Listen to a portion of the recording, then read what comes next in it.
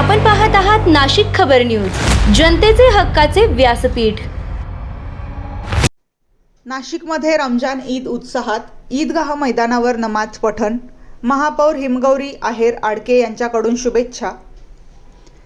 नाशिक रमजान ईदच्या पवित्र सणानिमित्त नाशिक महानगरपालिकेतर्फे नाशिक शहरातील ईदगाह मैदानावर मोठ्या उत्साहात नमाज पठण पार पडले।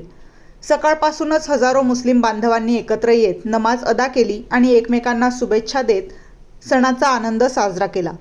यावेळी महापौर हिमगौरी आहेर आडके यांनी उपस्थित मुस्लिम बांधवांना रमजान ईदच्या मनपूर्वक शुभेच्छा दिल्या। उपमहापौर विलास शिंदे यांनीही सर्वांना शुभेच्छा देत शहरात बंधुभाव आणि ऐक्य टिकून राहावे अशी भावना व्यक्त केली।